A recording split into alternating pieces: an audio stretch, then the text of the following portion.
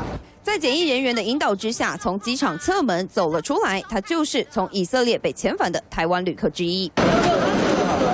拎着行李搭上救护车，要往医院去，因为他出现咳嗽、呼吸急促的症状。事后有接触到的工作人员在现场就先喷洒酒精消毒。不过看看同机的团员们，似乎防疫措施有些单薄。会觉得都没有玩到，这样子很倒霉。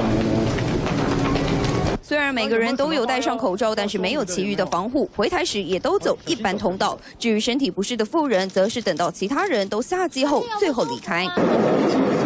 但看看以往包机回台的案例，除了口罩以外，还得穿上防护衣、戴面罩等等。而机上座位也有安排，都有防范，至少会留下空位隔离。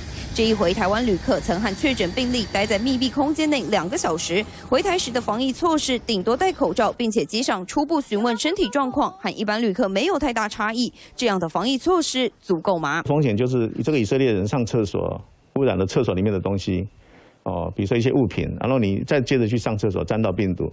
如果没有这种经过媒介传染，而是纯粹靠飞沫的话，就看距离了。下界后，旅行社安排专车个别送回家，居家隔离14天。后续指挥中心也将持续追踪他们的身体状况，以防疫情由此扩大。